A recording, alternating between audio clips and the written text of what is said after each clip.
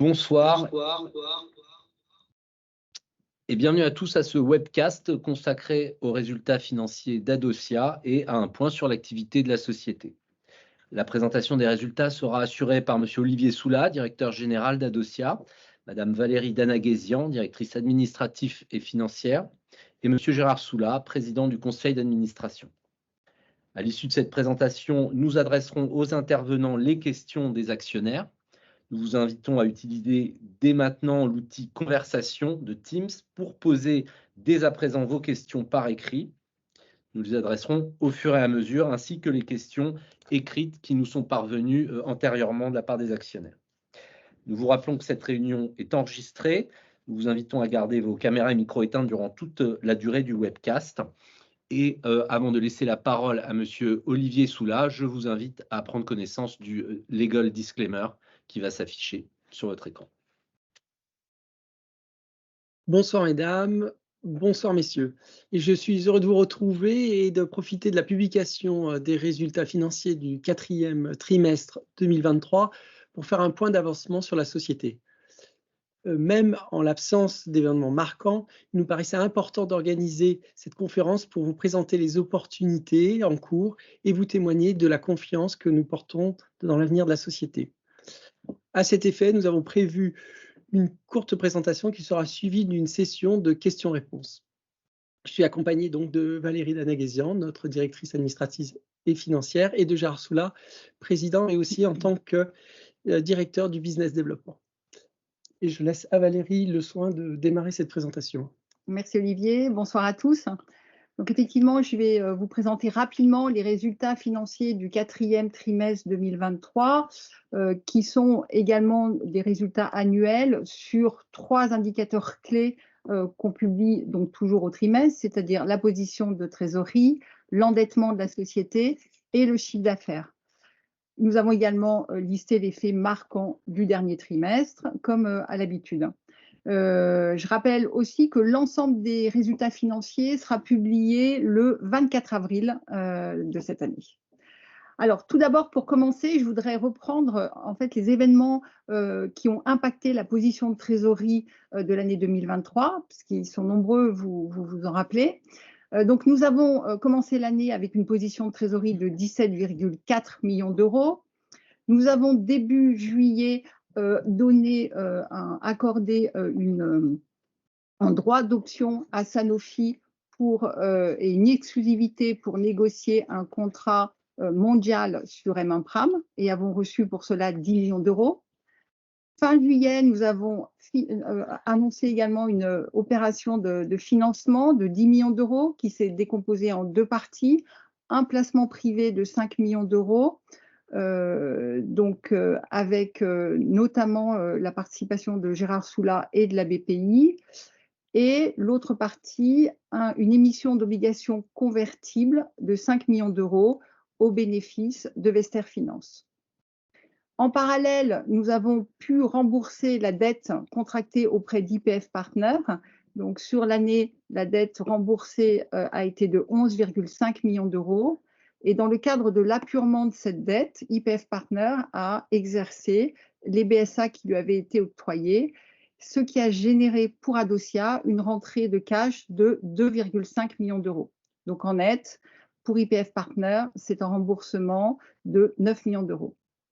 Nous avons procédé au remboursement du PGE, prêt garanti par l'État, à hauteur de 1 million d'euros, et avons consommé sur l'année 2023, pour nos opérations R&D, 14,4 millions d'euros. Donc, ce qui conduit à une position de trésorerie en fin d'année de 13 millions d'euros. Donc, dans les résultats financiers, vous l'avez vu, donc, et je le répète, une position de trésorerie à fin décembre de 13 millions d'euros, un burn rate de 14,4 millions d'euros comparé à 18,2 millions d'euros en 2022 à périmètre comparable, c'est-à-dire sans opération de financement et sans opération exceptionnelle. Et donc, cette position de trésorerie nous donne un horizon à fin août 2024, sans tenir compte des revenus attendus d'une part de notre partenaire Tonghua Dongbao sur 2 projets, BC Dispro, BC Combo, d'autre part de la conclusion et de la signature du deal, de l'impact de cette signature avec Sanofi, et enfin de tout nouveau partenariat. Notre endettement est limité aujourd'hui à un PGE, 5,6 millions d'euros. Dans l'année, donc je le redis, le remboursement de la dette YPF Partner, donc qui a conduit à lever toutes les garanties et à supprimer tous les covenants, et la conversion de l'ensemble des obligations qui avaient été émises au bénéfice de Vester Finance. À noter que Vester Finance s'est positionné aujourd'hui comme un actionnaire avec plus de 10% du capital. Le chiffre d'affaires rapidement, donc 2,2 millions d'euros sur l'année 2023, comparé à 11,5 millions d'euros sur l'année 2022. Ce chiffre d'affaires est impacté et lié au contrat de partenariat avec Tonghua Dongbao, donc sur BC10 Pro, BC Combo. Et ce sont des contrats de licensing, donc avec des revenus qui dépendent des étapes et du franchissement d'étapes. Donc, vous vous rappelez, en mai 2022, on a franchi l'étape qui était le lancement de la phase 3. Et à ce titre, on avait reçu un milestone payment. En 2023, on n'a pas franchi d'étape. Et comme vous l'expliquera Olivier, on attend le franchissement d'étape cette année en 2024. Donc, une situation financière 2023 aujourd'hui qui est assainie et des revenus qui sont attendus de partenaires, ce qui est notre stratégie financière aujourd'hui. Merci Valérie. Et justement, passons donc à l'avancement de la société et les opportunités qui se présentent à nous. Avec aujourd'hui clairement trois grands piliers, tous centrés, comme vous le savez, sur l'innovation et sur l'innovation autour du diabète et désormais de l'obésité. Aujourd'hui, le pilier majeur, clairement, c'est ce produit qu'on appelle M1PRAM, qui est un traitement d'obésité pour les personnes insulinodépendantes. Pour ce produit, donc, Sanofi a signé une option qui lui donne le droit de négocier de façon exclusive un partenariat global avec Adocia. Deuxième pilier qui émerge et qui devient de plus en plus important est Adoshel Islet. Et Adoshel Islet, c'est l'ambition de guérir le diabète insulinodépendant, celui qui est le plus sévère, et en proposant donc une technologie qui a la vertu de protéger les cellules du système immunitaire de l'hôte. Troisième pilier, celui-ci qui arrive à maturité, hein, c'est les deux produits qui sont en développement avec Tonghua Dongbao, une insuline ultra rapide que nous avons inventée et qui est en phase 3, et une insuline qui est une combinaison d'insuline lente et d'insuline rapide. Sur ces deux projets en partenariat avec Dongbao, nous attendons encore 80 millions de dollars sur les prochaines années et des royalties à deux chiffres. Alors commençons par M1PRAM. Et M1PRAM est bien sûr lié en fait à la révolution des hormones de satiété. Je crois que personne n'a échappé à cette information que les GLP-1 sont des hormones de satiété qui font perdre du poids et que c'est une véritable révolution par rapport à ce qu'on a connu depuis toujours, qui étaient les coups de faim. Ici, on parle de satiété, c'est-à-dire d'un phénomène physiologique.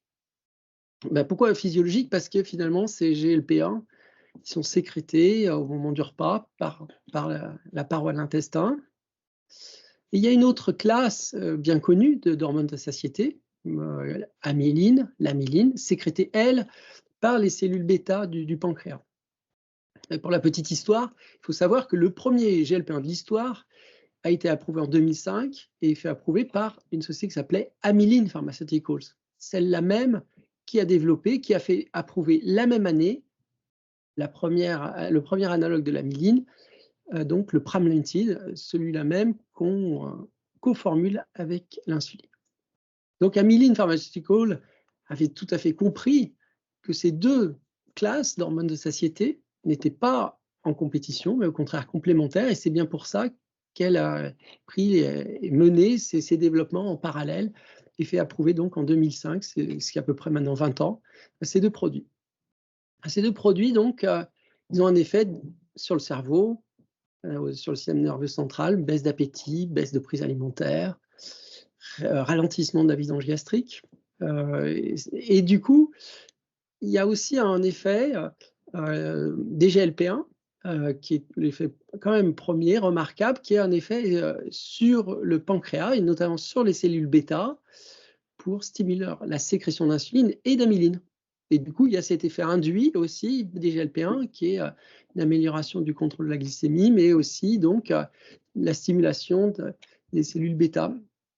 Il se trouve qu'il y a une proportion de patients qui sont déficients en cellules bêta.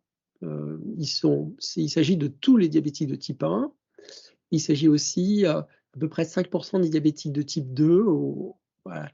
L'évolution de la maladie mène à ça, mène à une défaillance des cellules bêta.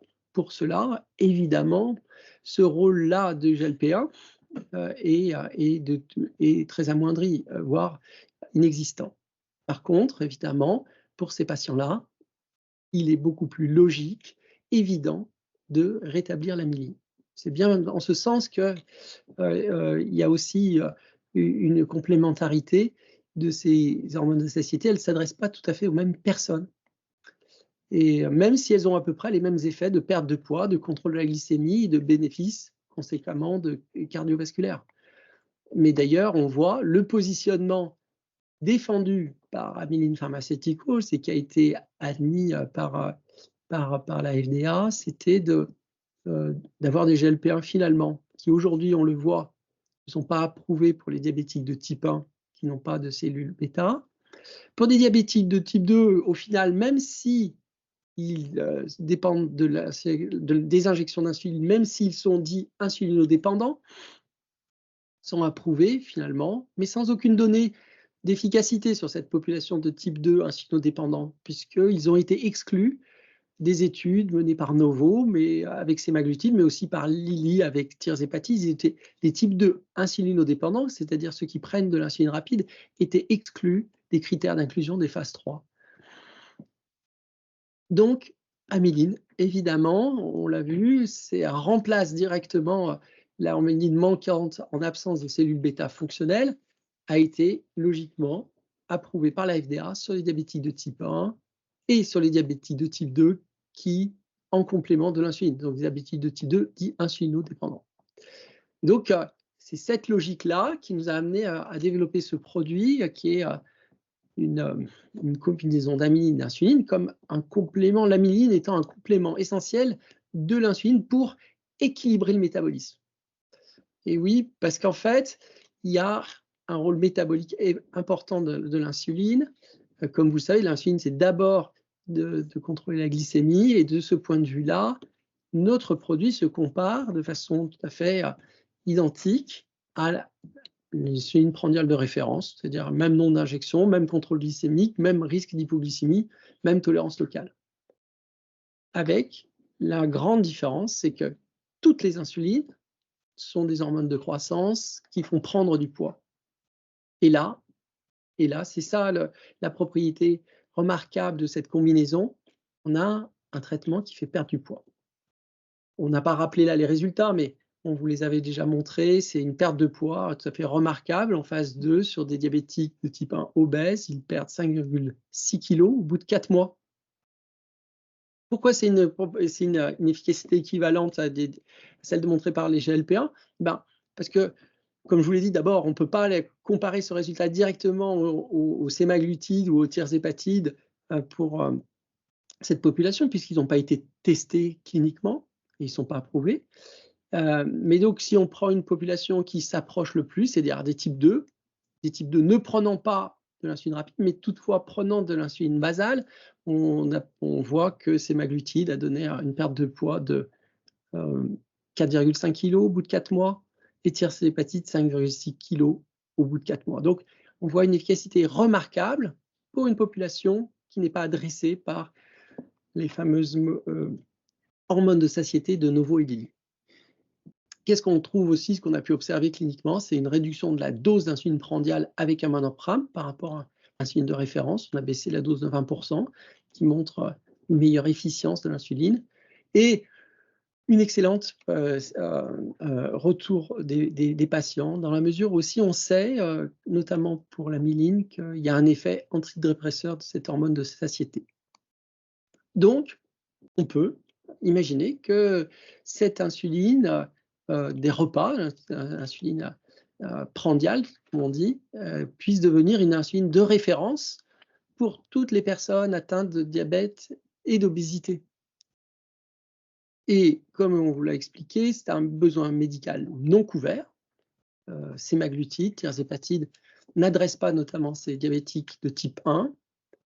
Et c'est un traitement évidemment chronique et vital, puisqu'il s'agit aussi d'une insuline. Et ces patients étant insulinodépendants, leur vie dépend de ces injections d'insuline. C'est une forte prévalence et incidence. Désormais, on a estimé à 2 millions de personnes aux États-Unis souffrant de diabète de type 1 ou de diabète de type 2 prenant de l'insuline rapide en étant obèses ou en surpoids. Enfin, et là il y a un paradigme shift important, c'est une insuline, mais c'est d'abord un traitement de l'obésité. Et du coup, on a consulté de nombreux experts en market access aux États-Unis. Ça devrait être pricé comme un GLP-1. Donc, vous voyez, si vous croisez tous ces éléments, vous avez le potentiel d'un blockbuster. Et on voit bien les types de revenus qu'on peut obtenir malgré des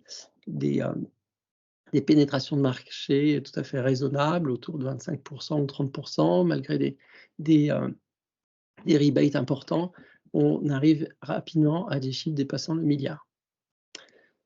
L'élément aussi assez important à voir et à prendre en compte, c'est qu'il n'y a pas de produits concurrents identifiés à ce jour. Comme je l'ai dit, sémaglutide, tirzépatide n'ont pas été testés sur des diabétiques de type 1, et c'est le cas des nouvelles générations, du triple agoniste de Lilly, de la combinaison de cagrilintide et sémaglutide pour Novo. Même dans les études de phase 3 sur les types 2, les types 2 prenant des insulines rapides sont exclus des études, comme ça a été le cas pour sémaglutide. Alors, c'est dans ce contexte qu'en juillet de l'année dernière, Sanofi a pris une option pour négocier avec nous un accord d'exclusivité, un partenariat. Et que pour cette option, Sanofi a versé 10 millions d'euros. Ça a été relevé par certains sur les forums. Adocia, en décembre 2023, a créé une filiale qui s'appelle Pramuline Therapeutics, qui a clairement comme objectif d'être dédié au développement de M1-Pram et qui devrait être un support de ce partenariat. Donc les discussions se poursuivent en vue d'un accord de licence mondial sur ce produit. De notre côté, puisque ces discussions durent et qu'il est important de préserver aussi la NPV et du coup l'accès au marché avec certains timelines de ce produit, nous avons avancé. Nous avons avancé avec la finalisation du protocole de phase 2B, qui est une étude prévue aux États-Unis sur 140 patients diabétiques de type 1, tous étant obèses, c'est-à-dire un indice de masse corporelle supérieur à 30. Nous avons évidemment fabriqué les lots cliniques pour cela. Et je crois que j'ai oublié de dire ça, mais nous avons tenu un Medical Advisory Board avec des personnes clés, notamment Matt Riddle, qui a présidé ce Medical Advisory Board en décembre, qui a tout à fait donné son feu vert pour cette étude. Donc l'étude est prévue d'être lancée au 3e trimestre de cette année. Voilà, j'ai dit à peu près l'essentiel sur M1-Pram. Je voudrais maintenant aborder Adoshel Islet et vous dire qu'il s'agit aujourd'hui d'une priorité stratégique. C'est une priorité stratégique et qui aujourd'hui occupe, c'est le premier projet en termes d'activité à Adocia. Il est basé sur un ensemble de polymères qu'on a pu développer au cours des 19 dernières années, notamment de notre technologie BioChaperone. Ces polymères avaient une propriété absolument remarquable de tolérance locale, ce qui nous a permis d'en faire des produits injectables sous la peau pour des insulines, qui est, comme vous le savez, un produit très exigeant. Ces polymères, on a su les cross-linker, c'est-à-dire les réticuler, en faire un maillage en 3 dimensions dans lequel on a emprisonné des cellules, et des cellules sécrétrices d'insuline, ces fameux îlots de Langerhans qui contiennent ces fameuses cellules bêta dont j'ai parlé. On en a fait tout ça d'un objet sous la forme d'un film mince. Un film mince, évidemment, pour avoir les distances de diffusion les plus courtes entre les cellules d'intérêt qui vont répondre au glucose pour libérer de l'insuline et l'organisme. Et donc, pour avoir une vitesse de réaction extrêmement rapide, ce qui est le cas, le différé est à peu près de 5 minutes dans nos tests in vitro. Cet objet-là, vous voyez, c'est ce qu'on a représenté ici, c'est une barrière physique aux anticorps. Et les anticorps, c'est, comme vous le savez, les médiateurs du système immunitaire. Cette barrière physique, donc, va offrir une qualité essentielle d'immuno-isolation. Donc, cet objet étant fait de 95% d'eau, vous le verrez là, on l'a renforcé avec un mesh chirurgical qu'on utilise généralement pour les hernies abdominales. Donc, on a ainsi conféré des propriétés mécaniques très intéressantes. On ne peut plus déchirer cet objet, même s'il est fin, fait de 95% d'eau. Et tout autour, on a placé un anneau en silicone à usage chirurgical, encore une fois, pour avoir la possibilité de suturer cet implant qui pourtant, dans sa partie intéressante, est aussi fait de 95% d'eau. Cet implant, il est facilement implanté par ce qu'on appelle la laparoscopie. C'est une technique chirurgicale qui consiste à gonfler l'abdomen et à travers un cathéter, introduire cet implant, le déplier, le suturer. Et ça, c'est une opération qu'on a pu faire sur des cochons domestiques et qui a montré que c'était très facile et très rapide puisque la procédure d'implantation avait proprement dit duré 15 minutes. Le résultat remarquable qu'on a obtenu et qu'on a pu répéter et confirmer, c'est au moment de l'implantation, là, il se trouve un rat diabétique qui a une glycémie très élevée, voit sa glycémie soudainement baisser, être régulée, et tout ça pendant le temps de l'expérience, ici 132 jours, jusqu'à l'explantation. À ce moment-là, la glycémie est remontée. Et il se trouve que c'est un rat diabétique, immunocompétent, et que les cellules sont des cellules d'une autre espèce de rat qui aurait dû être détruite en près d'une semaine. Donc, on a bien la preuve de l'immunoprotection et d'une durée d'efficacité là de 132 jours. C'est ça qui nous a valu d'être invités à des présentations, pour faire une présentation orale de ces résultats dans les plus grandes conférences que sont l'ADA, l'ESD et l'IPITA. Et au dernier trimestre de l'année dernière, on a consolidé ces données précliniques d'efficacité en vue de la préparation d'une étude clinique. Mais il faut dire aussi que ces résultats ont suscité l'intérêt d'acteurs majeurs pour une licence sur la technologie et c'est sûr que JP Morgan a été une occasion idéale pour les présenter. Alors, je l'ai dit, c'est une priorité stratégique. Et pourquoi c'est important? Pourquoi ce projet est si important? C'est parce que la thérapie cellulaire se heurte aujourd'hui au recours à l'immunosuppression. Et comme vous l'avez vu, l'immunosuppression, ça met en danger les gens. Tout le monde a été tout à fait conscient que les gens immunodéprimés étaient beaucoup plus exposés pendant la période du Covid. Mais c'est vrai vis-à-vis de nombreuses maladies, notamment les cancers d'ailleurs.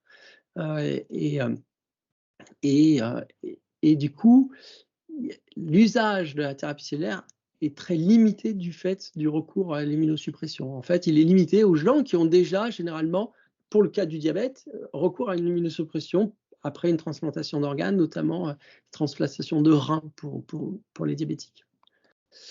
Et donc, Adoshel, il répond avec une propriété d'immuno-isolation des cellules. Les cellules sont masquées, vous l'avez compris, du système immunitaire du fait de cette création de barrières physiques sur la base d'un hydrogel, un maillage moléculaire en 3 dimensions qui ne se laisse plus pénétrer par les anticorps. Mais Adoshel permet aussi de confiner les cellules et de les explanter en totalité facilement. Et ça, évidemment, c'est aussi une propriété tout à fait intéressante parce que ces cellules-là, si elles devaient présenter un défaut, un risque, pourraient être explantées. Et donc ça, c'est un avantage extrêmement important pour les autorités réglementaires. Il faut savoir que récemment, et c'était là aussi à la veille de JP Morgan, Vertex, qui mène une étude sur la guérison du diabète par justement des cellules sécrétrices d'insuline, a annoncé une pause sur son étude clinique qui avait recours à l'immunosuppression après 2 décès sur 14 patients. Et les 2 décès étant annoncés comme non reliés au traitement, on peut toutefois spéculer, c'est ce que tout le monde a fait, que c'est lié justement à ce besoin d'une immunosuppression. Donc, notre approche est d'appliquer d'abord ça à des cellules sécrétrices d'insuline.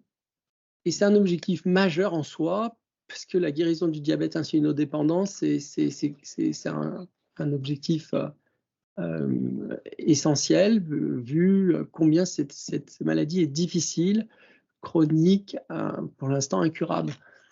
Et c'est une approche très intéressante sur le plan réglementaire parce que il existe notamment une thérapie par transplantation sur des patients qui ont recours, comme je le disais, à l'immunosuppression. Donc on a accès à des cellules issues de donneurs décédés par accident, qui est approuvé en France et même remboursé. Donc on a un cadre réglementaire pour pratiquer cette thérapie sur la base de cellules qui sont tout à fait validées. Et au-delà, évidemment, c'est l'application à des cellules souches pour le diabète, des cellules souches sécrétrices d'insuline, mais aussi pour d'autres pathologies. Parce qu'on a des tas de sociétés ont inventé des cellules productrices de facteurs de coagulation pour traiter l'hémophilie, de dopamine pour traiter Parkinson. Donc, Adoshel Islet, à quoi on dédie là une partie de nos activités, une grande partie de nos activités, est un premier produit important, mais qui doit valider une technologie aux applications multiples. Donc ça, évidemment, ça a un potentiel de valeur très important, peut-être même plus important qu'un Mapram, dans la mesure où un Mapram, c'est un produit, ce n'est pas une technologie. Là, on a un produit et qui peut être décliné en différentes applications. Revenons maintenant au partenariat avec Tonghua Dongbao. Comme je disais, il arrive à maturité. On l'a démarré il y a 6 ans. Et avec Biochaperon Lispro, et donc une insuline ultra rapide, on a pu démontrer un profil qui induisait moins d'hyper et moins d'hypoglycémie. C'est ce qu'on appelle une innovation incrémentale. Et pour ça, on a reçu 10 millions d'upfront, 5 millions avec le premier patient de la première phase 3. Et on attend encore 30 millions de milestones, avec une première cette année de 10 millions pour la fin de la première phase 3.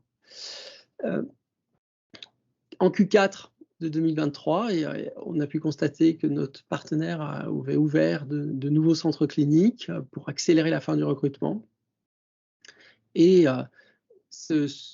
non seulement ces revenus de 30 millions sont très significatifs, vous avez vu le niveau de dépenses, le cash burn cette année était de 14 millions d'euros, mais il y a aussi des royalties à venir tout à fait significatifs, puisque le marché de ces insulines rapides est estimé aujourd'hui à $1 milliard en Chine.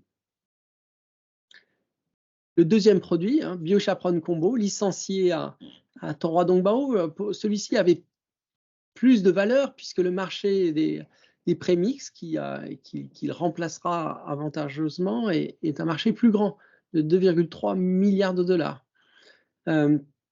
On a reçu donc 40 millions d'upfront pour ce produit et on doit encore recevoir 50 millions de milestones. et aussi des royalties à 2 chiffres.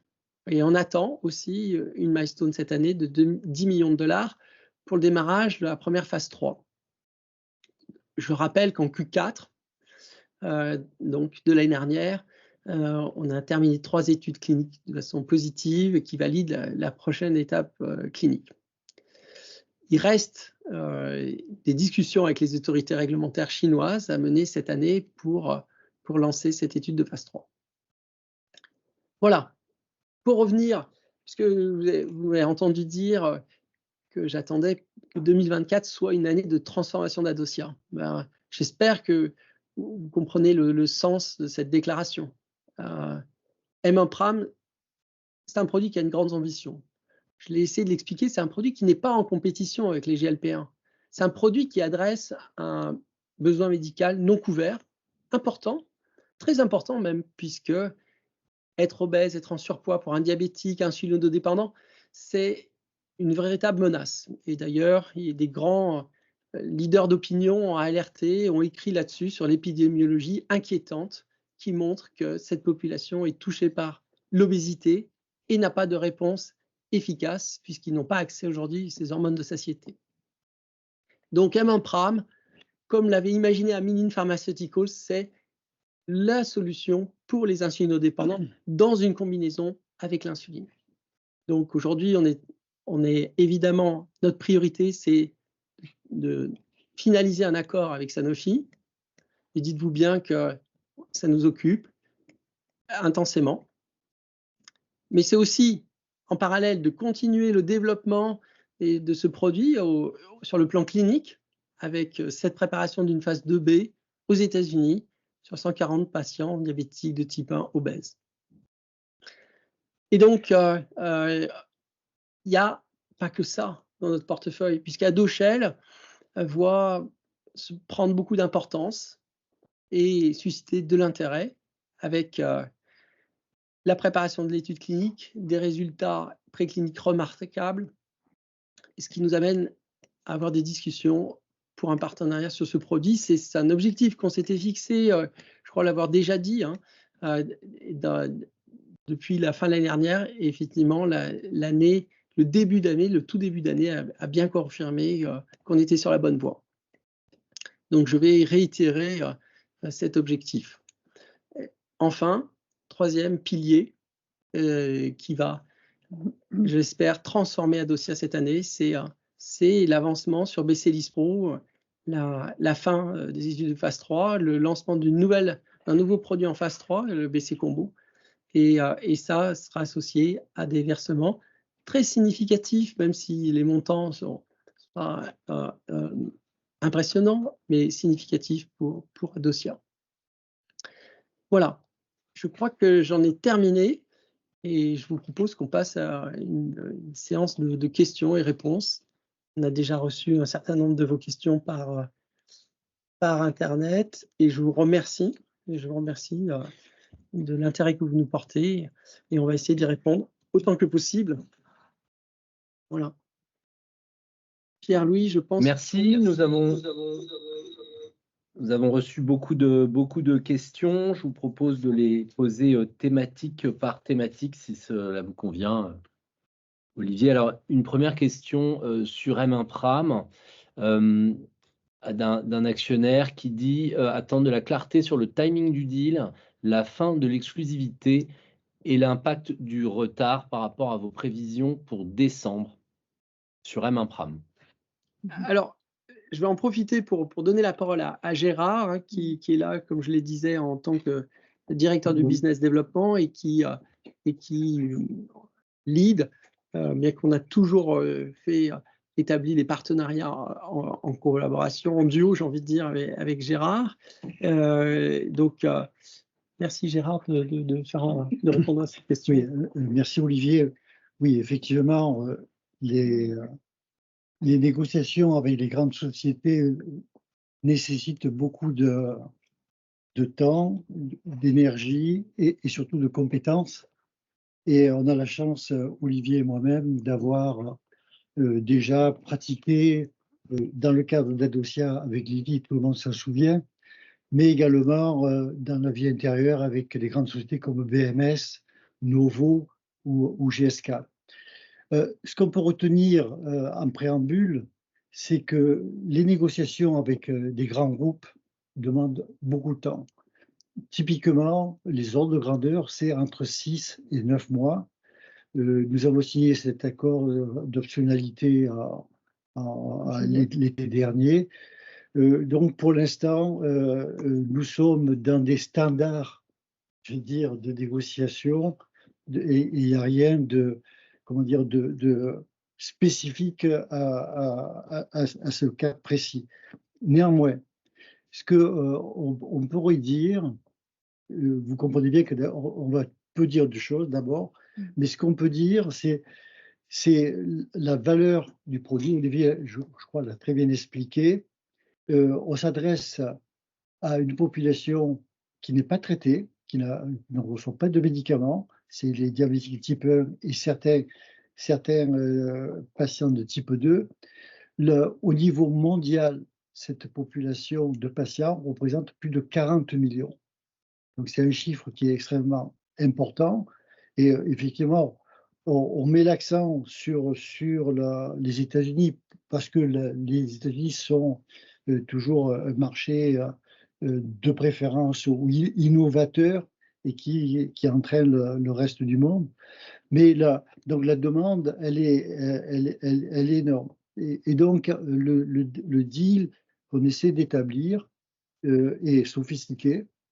Et donc on a plusieurs possibilités et on travaille avec Sanofi pour trouver la meilleure option pour notre produit et faire valoir la valeur de cet asset qui est l'asset majeur à ce jour pour Adocia.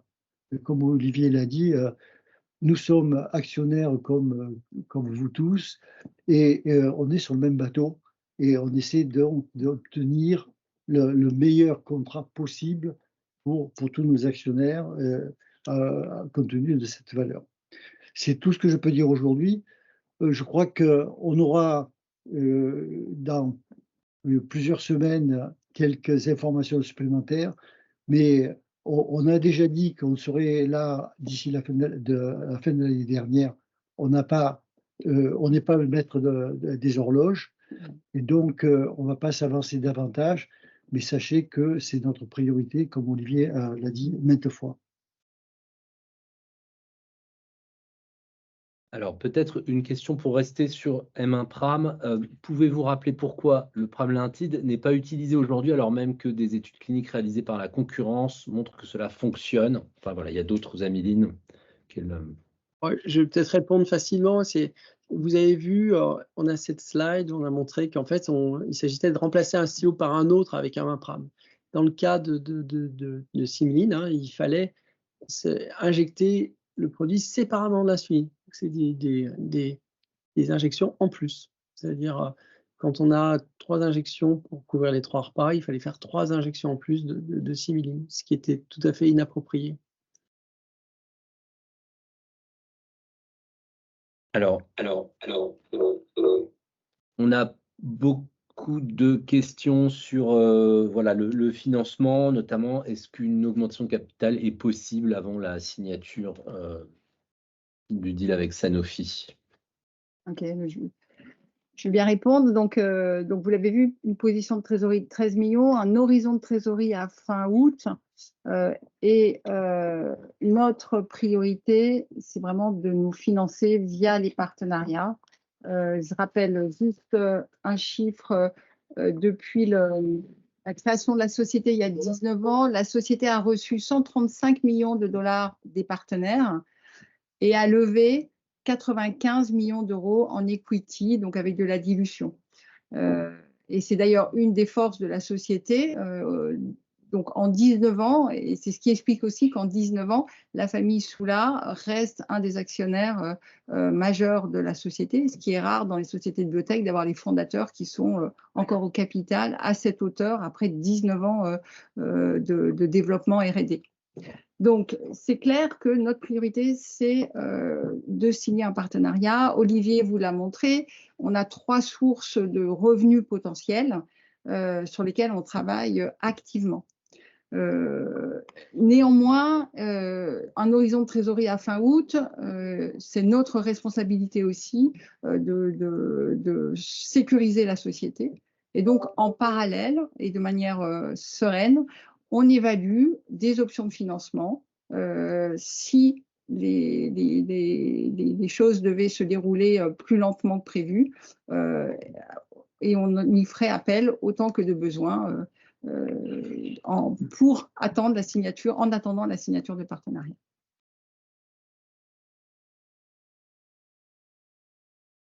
Alors, une autre question toujours sur le sujet du financement. Étant donné le faible niveau d'endettement, est-ce qu'un financement non dilutif de type prêt bancaire serait possible pour assurer la jonction avec les 10 millions d'euros de milestone au H2 2024?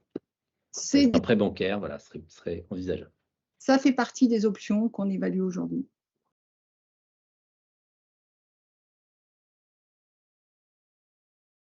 Alors, comment ont été comptabilisés les 10 millions d'euros versés par Sanofi dans le cadre de l'accord d'exclusivité?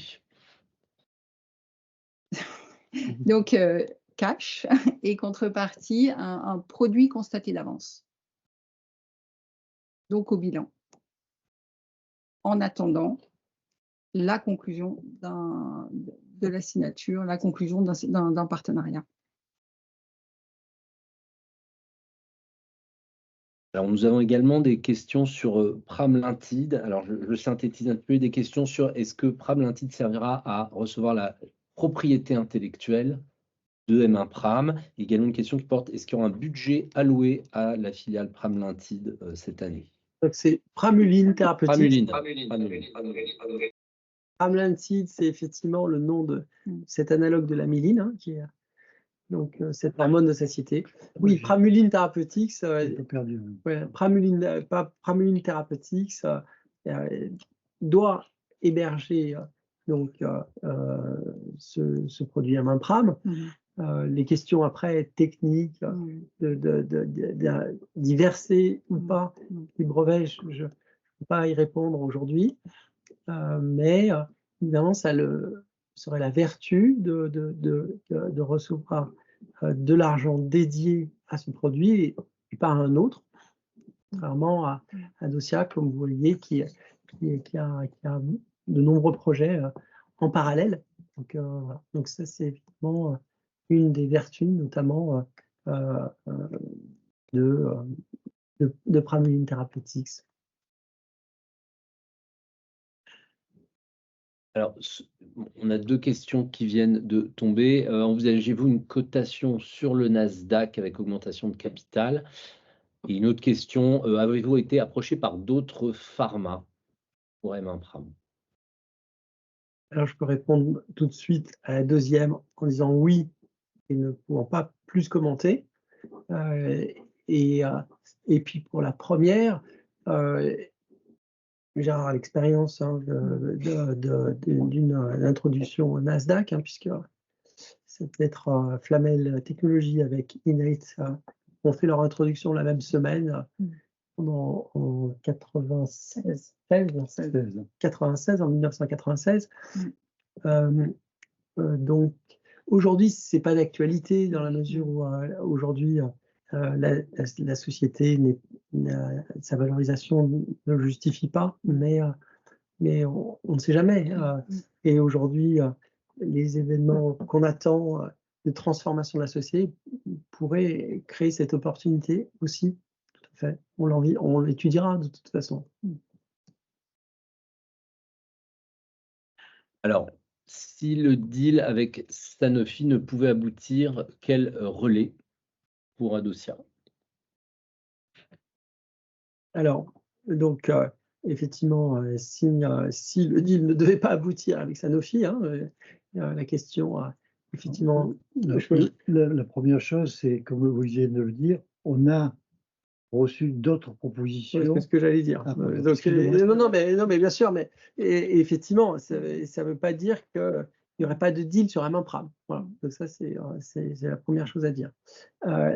Mais après, j'espère c'était le but aussi de cette conférence, c'était de vous dire, Adoshel Ailet émerge.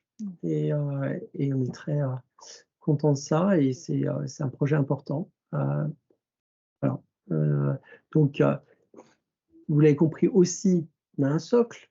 Ce socle, il s'appelle Torah Dongbao, et c'est un partenariat qui arrive à maturité. On parle d'une fin de phase 3. Aujourd'hui, il n'y a plus grand-chose on est proche de la fin de cette étude, hein, soyons clairs. Et donc, il y a un premier milestone qui est lié juste à la fin, c'est-à-dire à la dernière visite du dernier patient de la première étude de phase 3. Et puis après, on est, pour vous dire, quand même confiant sur les conclusions de cette étude. Voilà, donc ça, c'est quand même aussi une vraie sécurité. Pour le combo, il y a des autorités réglementaires qui doivent donner leur avis sur notre plan, mais aujourd'hui, on est aussi confiant à la sortie des études, des 3 études qu'on a menées et terminées en 2023. Donc, voilà. Donc, c'est ça d'avoir plusieurs piliers. Hein. C'est bien le message aussi. Hein. C'est qu'on ne repose pas que sur un. Donc, on en a 3. Voilà. Donc, on est confiant pour l'année à venir et pour les années qui suivent. Pour vous dire, juste une petite impression, janvier-février ont été 2 mois haletants. Et c'est pas prêt de ralentir, et c'est très bon, c'est de très bonne augure. Alors, le sujet était abordé, mais il revient beaucoup. Alors, peut-être 2 mots sur la durée de l'exclusivité de Sanofi sur M1 Oui, je sais, cette question, évidemment, on a envie de la relier à l'échéance de la signature. C'est logique, et c'est d'une certaine façon, oui, aussi un peu une protection. Quand on a négocié cette option, c'est une protection qu'on s'est donnée. Hein, donc, malheureusement, je ne peux pas la communiquer. Donc ça, mais elle existe, oui. Une dernière question peut-être sur M1 qui porte sur la possibilité via Pramuline d'une cession du produit pur et simple. C'est évidemment une des vertus d'une structure comme Pramuline.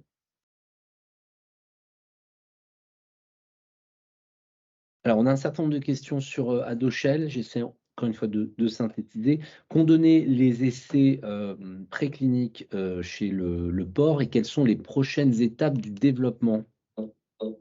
Oui, alors, sur le porc, il s'agissait de pratiquer la fameuse chirurgie par laparoscopie. Et ça s'est très bien passé avec des implants assez grands, et type des implants qu'on envisage pour l'usage humain. Il y a aujourd'hui des études maintenant qui ont plus un but réglementaire pour fournir, alimenter le dossier de demande d'autorisation d'études cliniques qu'on vise de soumettre avant la fin de l'année.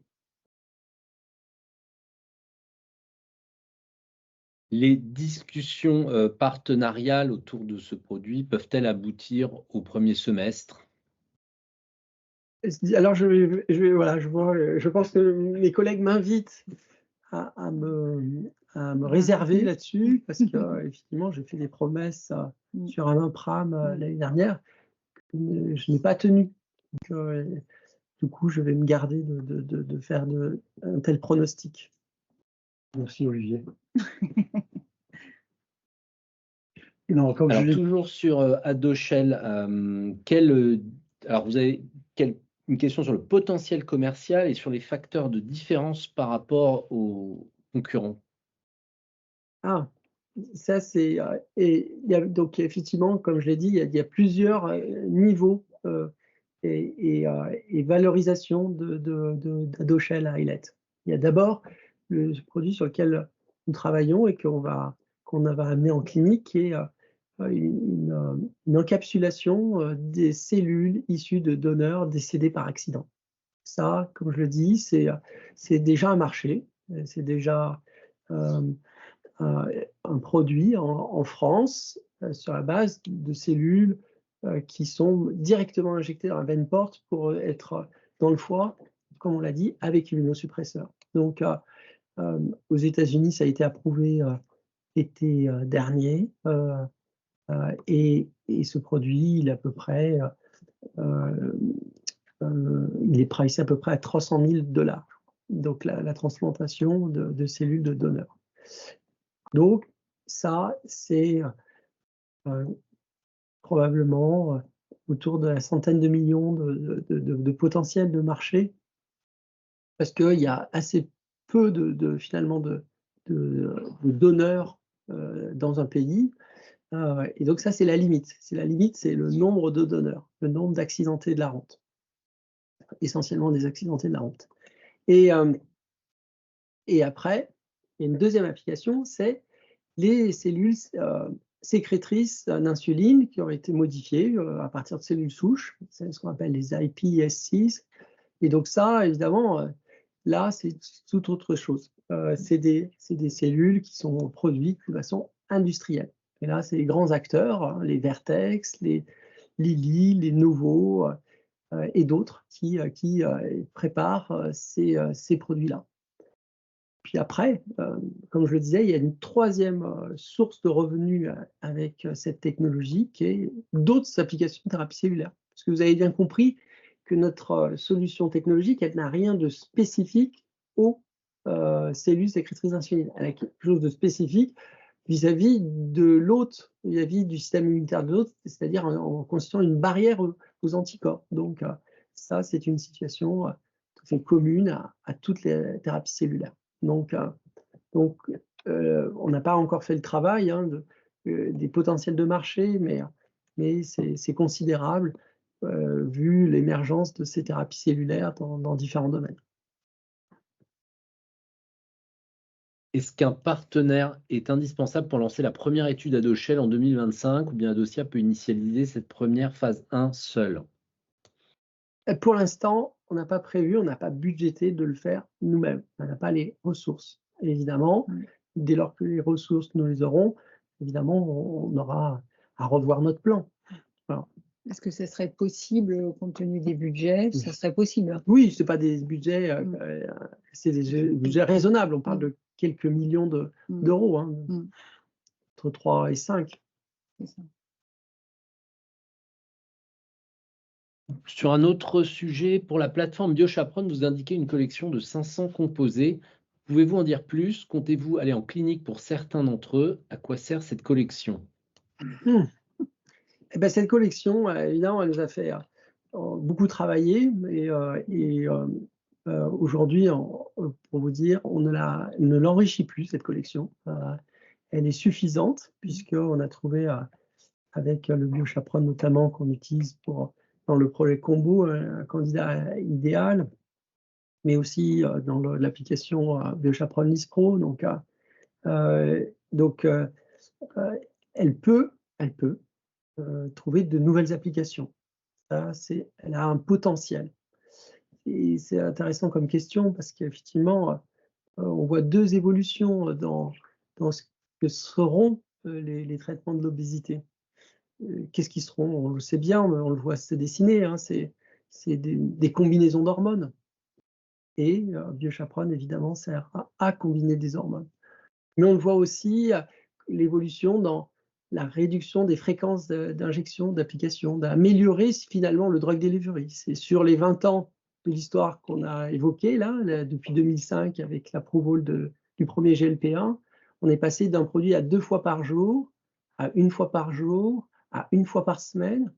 Évidemment, une solution injectable 1 fois par mois représenterait des avantages considérables.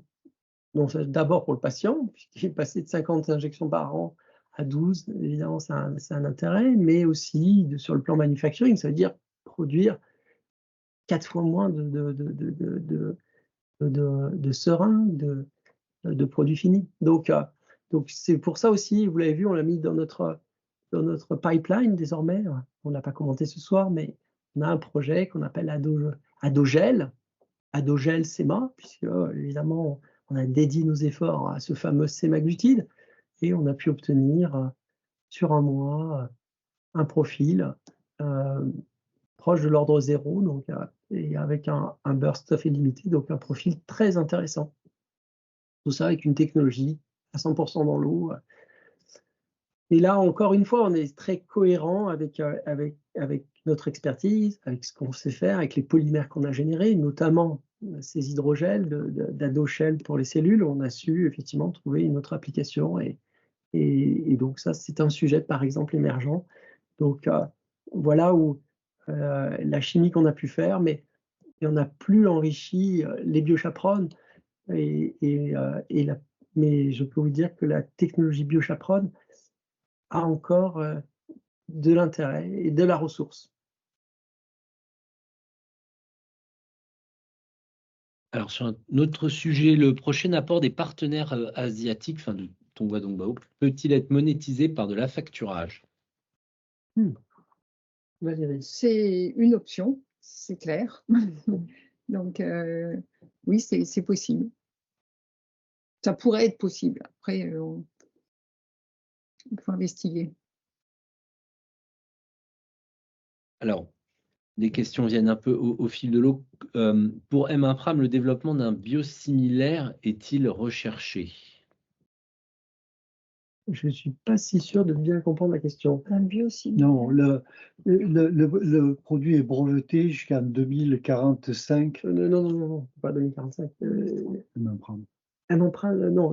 2038 et il y a une potentielle extension en 2042, pour laquelle on n'a pas encore les retours des agences de brevets sur sa validité, mais ce qui est déjà garanti, c'est 2038. Mais il est potentiellement 2042.